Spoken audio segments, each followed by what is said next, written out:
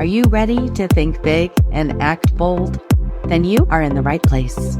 This is Innovative Entrepreneurs, a podcast that will bring you the stories, insights, and tips from some of the most successful and innovative entrepreneurs in the world. I am your host, Erica Bailey, and I am here to help you start, scale, and sustain your own entrepreneurial journey. Let's get started. Today we have a special guest. His name is Coach Jacob. He is the mastermind between Dopamine Mastery, and he is currently in Italy. Wow, I feel just blessed and grateful that you chose to talk with me, Jacob. Jacob is an expert in helping busy professionals transform their relationship with technology. His innovative strategies help people reclaim 3 to 4 hours of their day, leading to better relationships and increased presence with loved ones. So by enhancing focus and productivity, Jacob guides individuals toward personal and professional growth, ensuring technology serves them rather than the other way around. So without further ado, let's dive into this episode and learn how to make technology work for us, not against us. Welcome, Coach Jacob. Thank you for joining me. I am honored. Thank you, Erica, for the invite, for accepting the invite. Tell us a little bit about your journey into entrepreneurship. Like, how did you get started? What I'd really love to start with is, can you explain what is dopamine mastery? What do you mean by that? That's a bit of a dichotomy that I created, which is between dopamine slavery and dopamine mastery. So dopamine slavery, it's the average life that a person lives, which is a life of a lot of work, followed by a lot of stimulation as an attempt to relax from work. So I called that part of the equation, I called it dopamine slavery, which is basically a modality in which most of us live, unfortunately, nowadays, because due to work, due to tasks and deadlines, work life tends to be really stressful. And what happens is that we live in a society in which there is an abundance of readily available pleasure, which is sold as a relax or as a pleasure. However, this in the long run makes us slaves to dopamine. So by flipping the script with dopamine mastery, basically we find a way in order to still relax, still be at peace without needing external stimulation, which in this case, I focus more on screens rather than coffee. That is amazing. So tell me a little bit about your background then. Like, what did you do before this? Like, tell me your journey into entrepreneurship. Yeah. So I've always been interested about technology. I'm an engineer by background, a computer engineer. Okay. So that's my, let's say, academic background. However, I've been always interested in why humans make certain decisions instead of others, even though it's clear, let's say, the outcome. So I've been always studying and reading about why do we make certain decisions, why majority of us tend to get into an instant gratification, let's say, tend to live a life filled with instant gratification that leads to long-term deterioration, and why not the opposite? So starting from there, looking at my behavior as well, I've noticed that society nowadays is really abundant in readily available pleasure, which is really cheap, sometimes free. However, the long-term effect is in our focus, in our reduced productivity, in our reduced presence, and in lackluster relationships as well. Like I had many clients that really suffered from a relationship standpoint because technology was too distracting. They were, let's say, talking to their wives or to their children while checking their messages or thinking about that email that the boss sent them like 1 hour ago. So this, in the long term, creates really, really bad effects in what we really care about. And in this case is our professional life and personal life. Because the thing is, people think, and I work with high performers, so people making from 6 to 7 figures, they make this mistake thinking that they're like when they're working on something hard and then they just check social media for 1 or 2 minutes, they think that's it. it's just 1 or 2 minutes. But the science says actually that to get back to full focus, it takes an average of 23 minutes. So each social media break, let's say each relaxing break ends up becoming a 30-minute break, even though on paper it's a 2-minute break, especially for them that they are focusing on high leverage tasks that really need their full attention. Not 80%, Okay. not 50, like 110%. It sounds like you went from computer engineering to human behavior engineering. Yeah, exactly. That's actually pretty impressive. I find that very interesting. So one of my questions for you is how does the cognitive process play a role in what you do? So you mean in terms of making decisions? Yeah. So how does understanding this cognitive process, sorry, I wasn't very clear on that. How does understanding the cognitive process play a role in your work?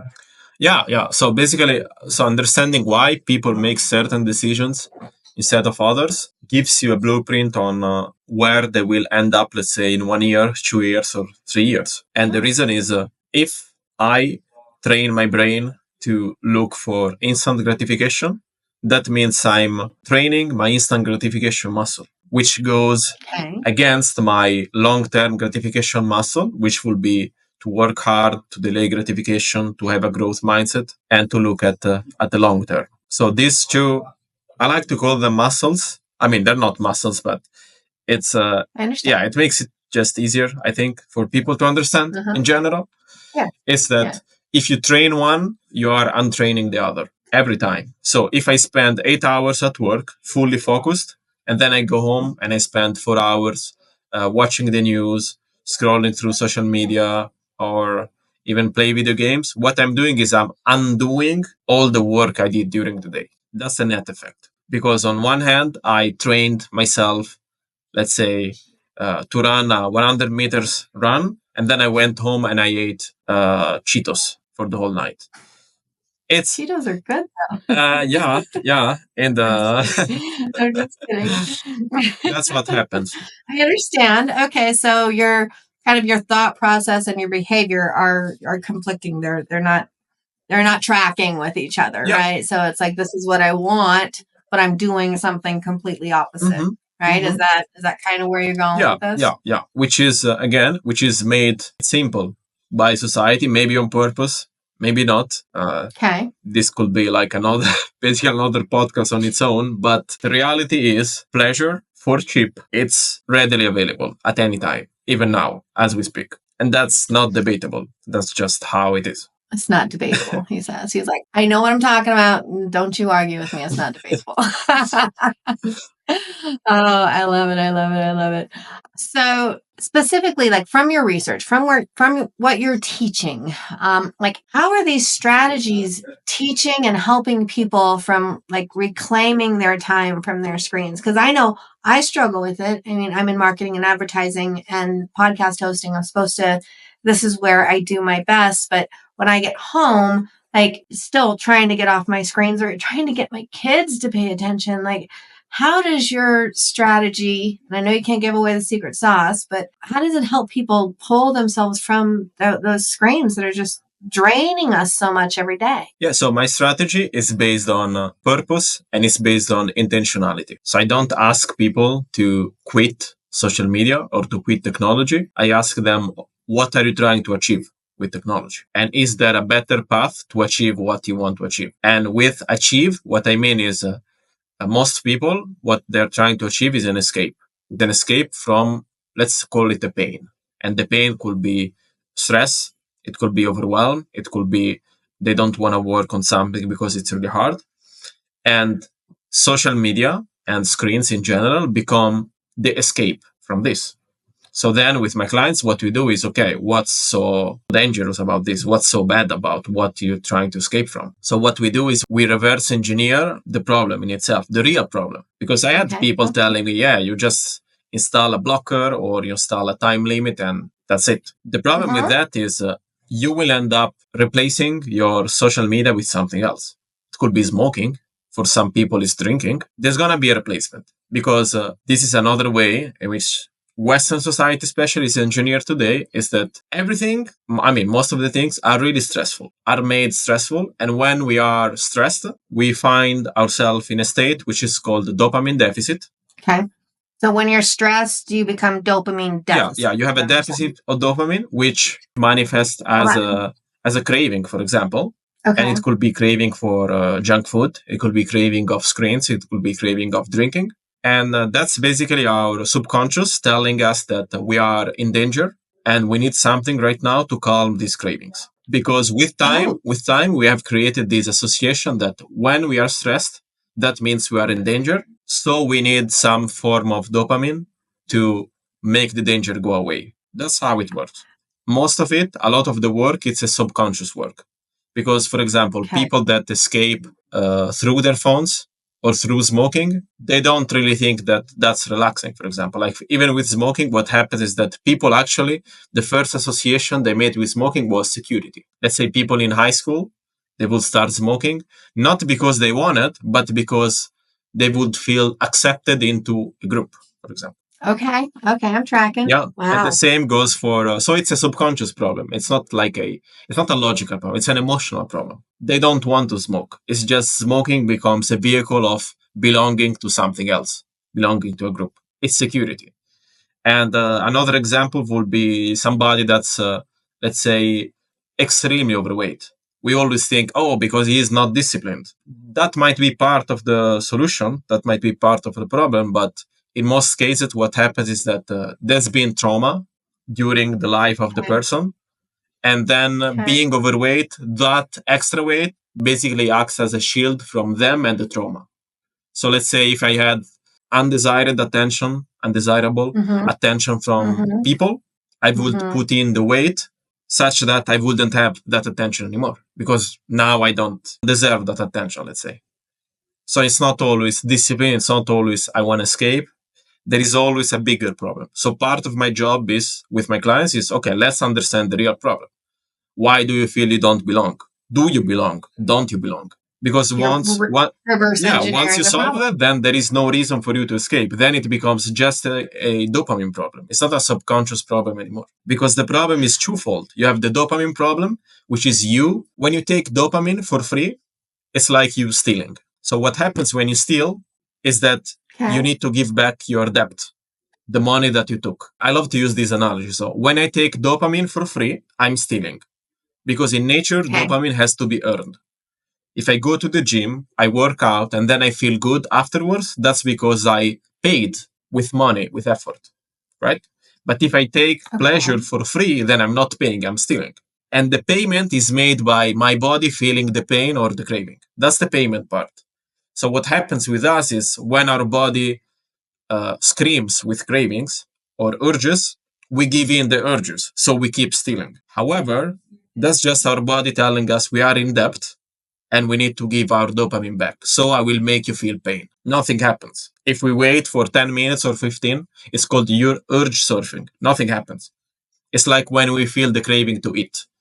Like if you are fasting and your stomach is hurting a bit and you wait 10 to 15 minutes, you feel as good as new. It's just kind of taking that second to rewire and you'll be fine. Yeah, exactly. One exercise, for example, that I do for my clients is I tell them that when you have the craving, that's actually your brain that's healing from the dopamine damage.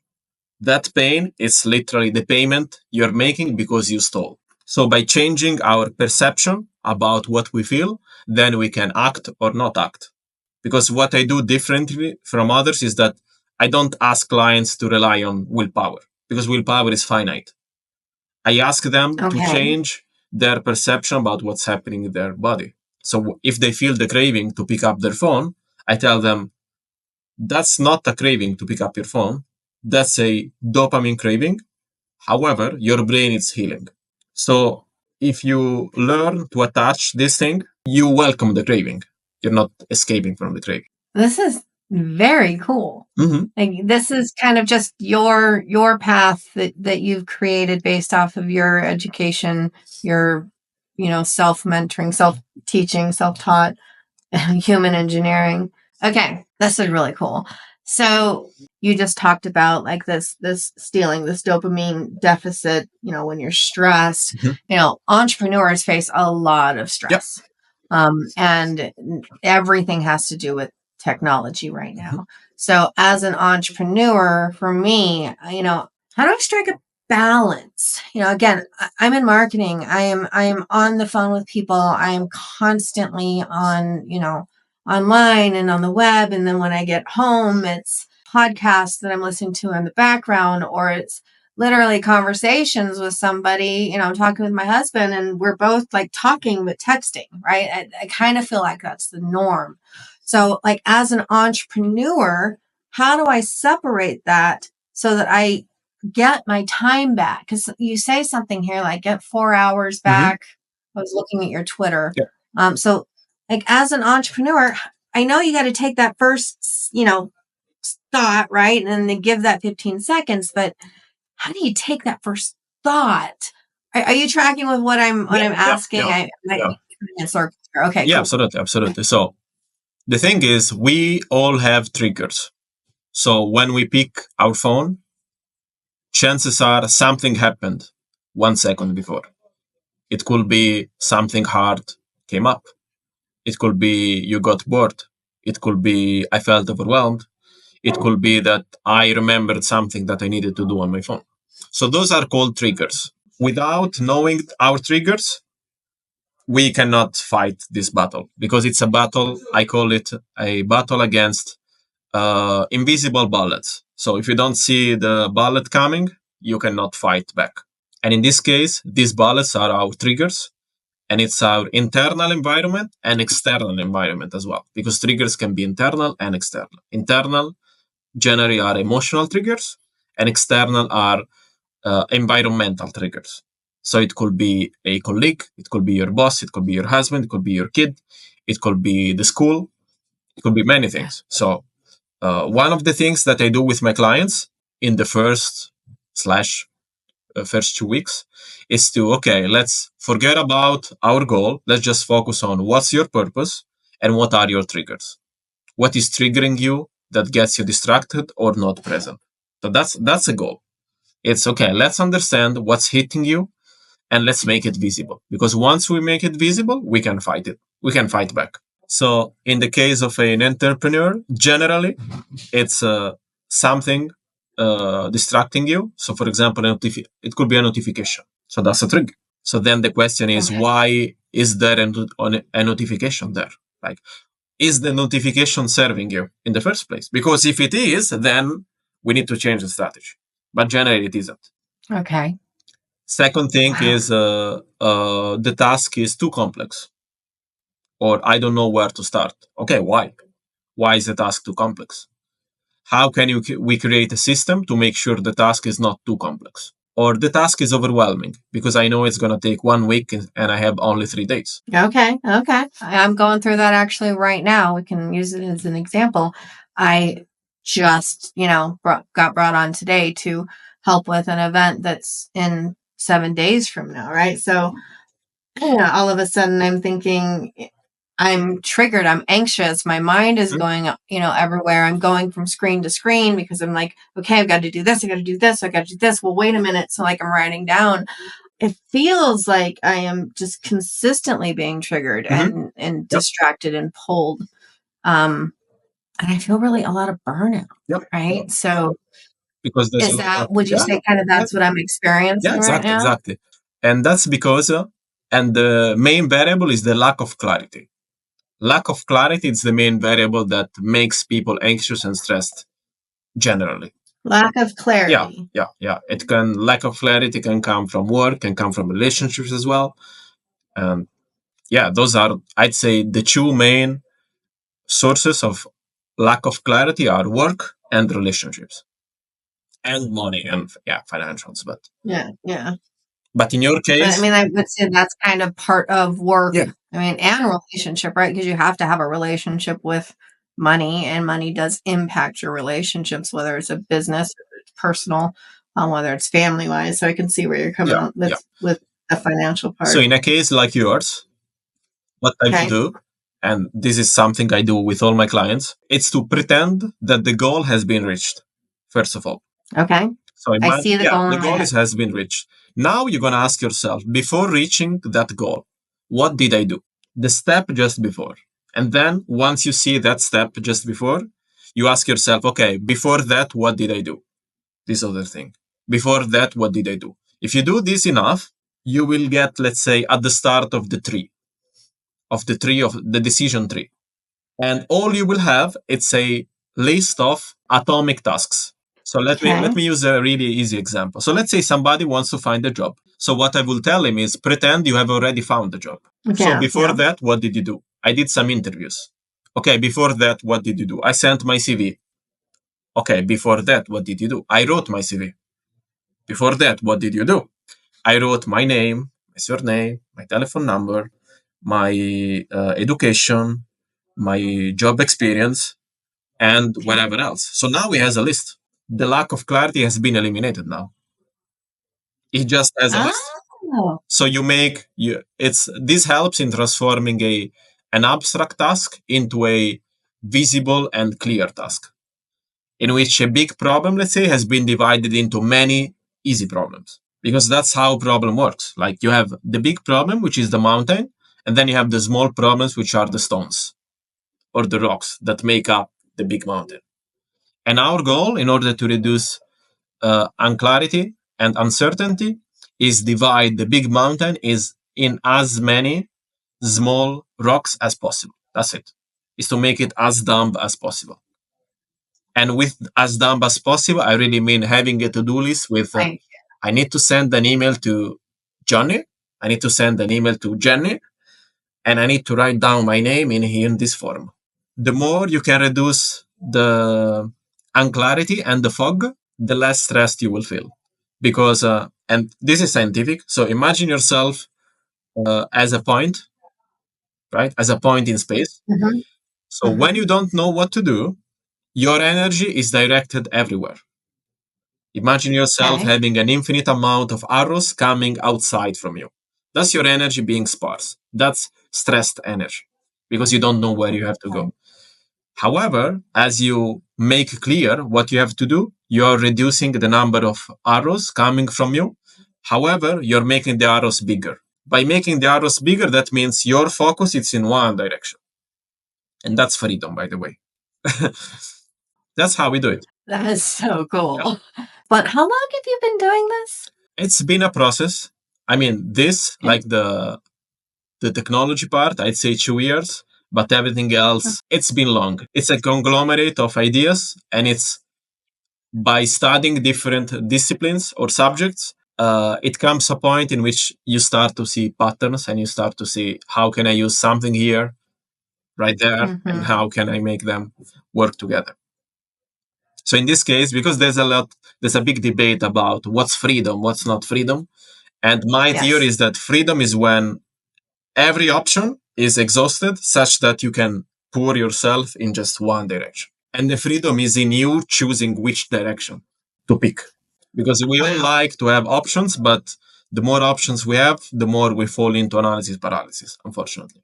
And you do this by constraining yourself, which sounds paradoxical, right? Because we talk about freedom, and then why would we constrain ourselves? Because if we don't, then our car can go into any direction. Okay, now you're going to have to work on that one more for me because, you're saying freedom is your choice and direction, but you have to have constraint. So I understand constraint from like a, protection or emotional standpoint, but is that what you mean? Or yeah. A constraint that protects your attention, that protects your energy, that protects your, let's say, focus. Okay. I get the protects your energy part. That makes it clear for me. Yep. Okay. So your goal, your mission is to help people achieve personal and professional growth by like improving their tech habits, right? Yeah. Give me a success story. Yeah. Can you give me a success story? So it's a recent one, actually. So one of my clients, he's mega successful. Like, I think the first thing that he told me was, if I want to stop working right now, I can stop working right now, and I will be okay for the rest of my life. Okay. However, I know I can do much better than this, and I know what I need to do. I just don't know how. And basically his Okay. problem was screens were eating alive is free time, just eating.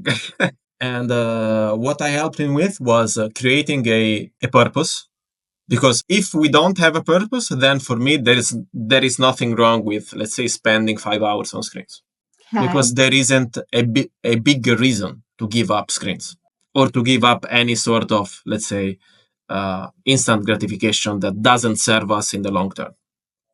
So first of all, we decided what's his purpose. So we went through his purpose, and by deciding his purpose, so one error that people make is that they say, for example, my purpose is to be the best husband, right? Which is a good Okay. purpose, by the way. I'm not saying.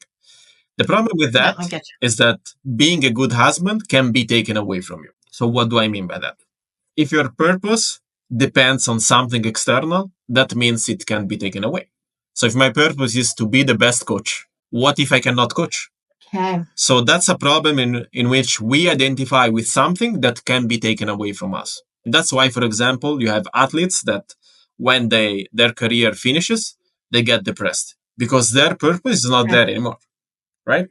Okay. So a purpose, we can make it a bit vague on purpose. On purpose. Wow, Okay. I like that. So, for example, instead of saying, I want to be the best husband or I want to be the best coach, I can say, I want to be the best man, which means being the best coach, being the best husband, being the best partner, being the best dad. You make those sub purposes and you work on those. However, they all serve a bigger purpose, which is being the best man you can be. Nobody can take that away from me. Who can? Nobody, right? You. Only me. Only You're me. the only Exactly. person who can take it from Exactly. However, being the best coach or the best player in my team, yeah, that can be taken away from me. I can hurt myself and not be able to play anymore. For example, there's just, of course, an extreme example, but that can happen because, again, athletes, you. Yeah. I mean, it does. when they retire, some people lose their mind Yeah. because what am I right now? I'm nothing, right? You know, I talk a lot on my podcast about imposter syndrome, right? And I thought, so I worked with this nonprofit for about 8 years. They were one of my, like, in my heart clients, right? Like forever and ever and ever. And then when the founder passed away, and the foundation no longer really existed to the extent where it had before, I felt like I had lost my purpose. Mhm. I couldn't find joy in things. I didn't feel like I had, why people would work with me. Like I had no confidence all of a sudden. And I had no self-worth all of a sudden. So it's like this lack of purpose like stripped everything from me, where really my purpose was to be the best person I can be and provide value to as many as I can. But at that moment, I mean, and I'm a mom, and I'm a mompreneur, I'm a wife, I'm a friend, I'm a daughter. But in that moment, I felt like I had no purpose, and it felt like it stripped everything from me. And it's really that big, just that one little word, purpose, right? I mean, would you say I'm on track there, or Yeah. am I making sense? Yeah. Because again, being the best person you can be, it's something you can decide. I cannot take that away from you or give it to you, even. Mm-hmm. It's something within your control. That's a big part. But if I say being the best mom I can be, and, God forbid something happened to, the kids, is that internal or external? That's external. That's what I call the sub-purpose. Okay. It's something serving the bigger purpose. Okay. So I want to be the best person I can be, provide the most value to as many as I can. The sub-purpose is, from that, I will be the best mother as possible and give as much love as I'm capable of, Okay. I see. It's just kind of like a business umbrella, right? You have okay. I'm getting it. I'm loving this. This is cool. I'm highly impressed. I'm so grateful that you reached out to me, because this is some really good information here. So, okay, with the success story, I'm sorry, I totally interrupted here. No, So that's you fine. helped him kind of define what that purpose was, him, her, the client. Please continue. Yeah, so identifying our purpose meant me and him creating this vision. So that means, and when I say vision, I mean literally closing our eyes seeing what this purpose looks like, how does it smell, how does it sound, who's there, who's not there, how do you feel, what's going on, what's not going on. So that's the first part. When we can create this, then everything else that's not serving the purpose becomes easier to let go, because it's just not as desirable. It's a game of desire. That's one thing that I always say to my clients. It's not a game of giving up or giving in. It's a game of desire. If I can create a desire that's strong enough, what you feel right now will feel much less desirable. So let's say you want to eat a muffin.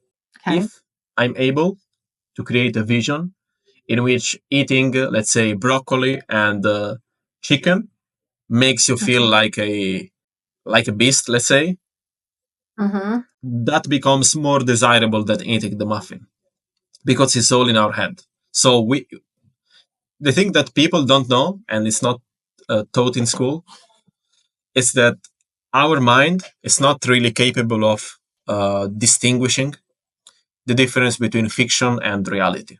For example, dreams. A dream, if it's a good dream, let's say, will feel a lot like reality. Okay. And that's part of our conscious plus unconscious mind. So that means if I can create a vision that's strong enough, I will feel that as if it's happening right now. So, for example, if I'm writing a book and I feel like procrastinating, what I do personally is literally I close my eyes and I will think and feel how good it is to write that book and how much value that book will give to people. So I will imagine myself writing the book, giving the book to some people, and people finding value. So now my will, let's say, to write a book, the desire to write the book is much higher than my desire to procrastinate. And I did that in the moment because I'm using this feature of the mind, which is there's no difference between fiction and reality. I can use more theses to show that this is true. So, for example, why, and the thesis is in the technology basically. So, why, for example, some content on the web, which I will not mention here on podcast, but you can kind of understand why is that so addictive, or why video games are so addictive, and why social media is so addictive. Because what they do is they mimic something, because that's fiction, right? I mean, social media is fiction. It's not real.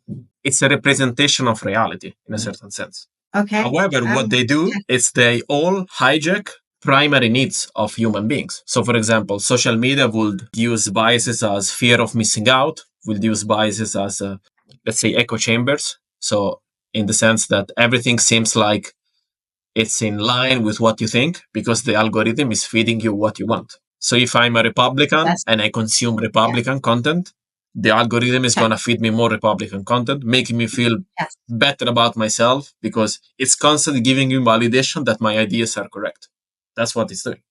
That's what's keeping me there. It's not going to give me liberal content. Why?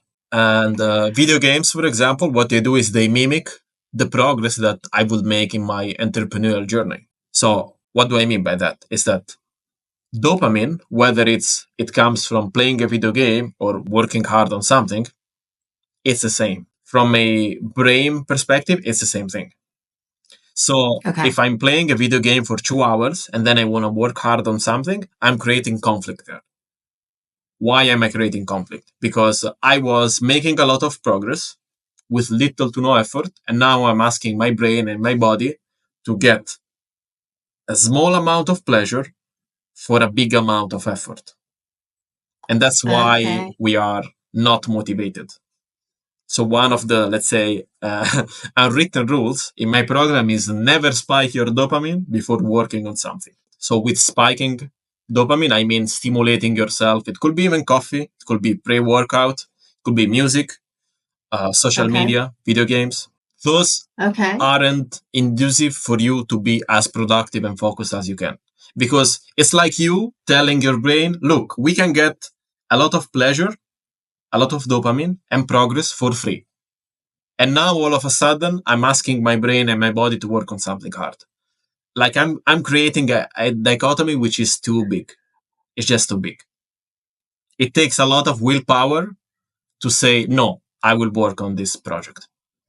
However, if you started working on the project right away, then you wouldn't have that dichotomy because there is no other option. If you get used to, let's say, drinking alcoholics with a certain, let's say, is it temperature? I don't really think. I think it's temperature. Let's say 30 degrees. I don't even.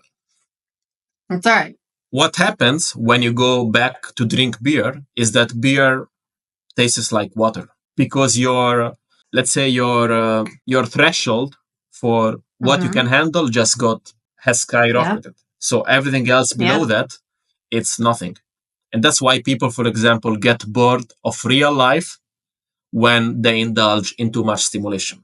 That's why you have teenagers or even adults that they tell you, no, I just want to watch Netflix or watch a movie and I don't want to go out because they got used to being stimulated every time. So everything below that is boring by definition. If I'm driving a car at 100 miles per hour every time, anything under 100 miles per hour, it's slow. Okay. It's low. And the only way to get back to equilibrium is to either reduce or go cold turkey. I prefer cold turkey. I live in Wyoming where there's nothing, right?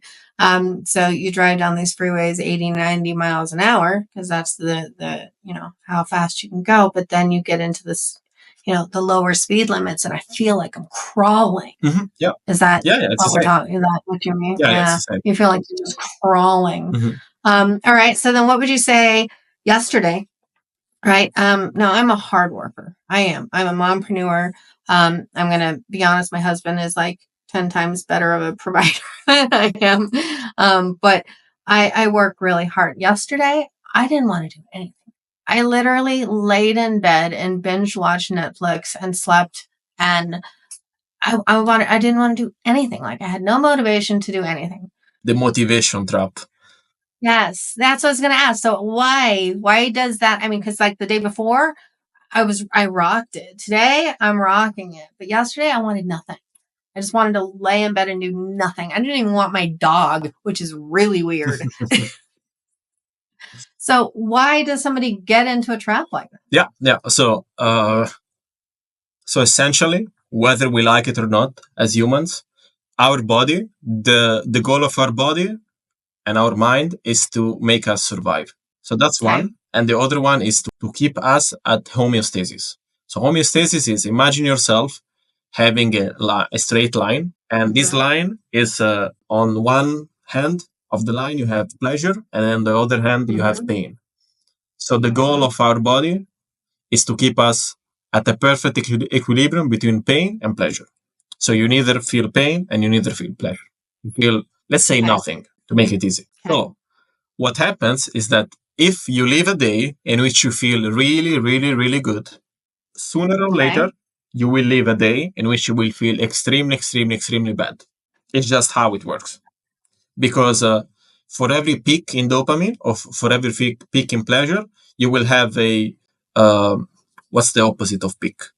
Yeah, now the let's word I know, but I hear you. Yeah. Basically got up and down the mountain. So let's say I have a peak of 30 dopamine. So that means the day is going extremely well. I'm racking up numbers. I'm on top of the world. I'm the man or the woman or the whatever. Then what's going to happen is that I will feel minus 30 sooner or later. So minus 30 would be, I don't want to get up from bed. I want to watch Netflix. My yesterday. And I don't want to do anything. Okay, so your question will be, what do I do in these days? What do I do in those days? It's something which it's counterintuitive, but it's scientific, which I really like. Which is, and it's something I do. I do this every Monday. Every Monday I do this. You double down on pain. So that means if you feel bad, you find something to feel even worse. So, is everything the same? No. So what I do, for example, is I go to the gym and I do my hardest workout. And what's the reason behind this? Because you say, I already feel bad. Why do I feel even worse? The reason is, if I push even further on the pain side, I'm creating this effect in which my body needs to push on the pleasure side. Because again, my body, what does it want? To be 50-50. Okay. So if I go to the gym and I start lifting weights and then I do the sauna and then I do the cold shower, hot shower, cold shower, what I'm doing is I'm pushing on the pain side on purpose. So that means for the rest of the week, because that's normally how it goes, I'm an animal, like I'm a dragon. But that's because I understood the biological, let's say, the biological reasons behind why do I feel a certain way. Like right now, like if today, let's say I'm on top of the world, I already know that within 2 to 3 days, I will feel like really bad. It's just how things work. Like when you feel good, you will have to feel bad eventually. That's how it works. And that's how we keep things balanced 50-50. The problem with us in the Western world is that we are just escaping from the bad stuff. So we end up feeling even worse in the long run. However, if you learn to find, and this is part of the program as well, what are some kind of effort or pain that you will look forward to do. So in the example of my client, it was hot yoga. He liked hot yoga. So I said, okay, hot yoga will be your, I call it controlled pain. Okay. So if you insert in your day some amount of controlled pain, basically you are teaching your brain to earn the dopamine and to earn the pleasure. Because right now you are paying. So imagine every time you feel pain, every time you put effort, you are paying. You have like a virtual money that you are paying to the universe, let's say. And then the universe is paying you back with pleasure. It's paying you back with endorphins. It's paying you back with feeling like sharp, feeling good about yourself. That's how it works. That's how it works. And that's why the people that are born into like the hardest part of the world, they tend to be the ones that really understand this equation.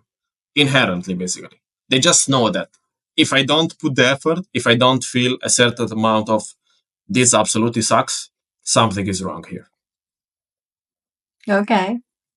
Do you offer your coaching all over the world or is it just Italy? No. I never work with Italians because they don't, many of them don't really believe in this, which is fine. I mean, just stay in your place. To each their own, right? Yeah. Not our place to judge. Yeah. No, absolutely. Okay. Yeah, most of my clients are from the US and some others are from Europe, but most of them from the US because they are the ones that really see the value, especially the ones that tend to earn a lot. They really see the value in their time. The ones that don't earn that much, they don't see as much value, but that's just normal. The more money you have, the more time you have. The less money you have, the more money you want. Boom. Yeah. You guys need to rewind about 30 seconds and listen to that again.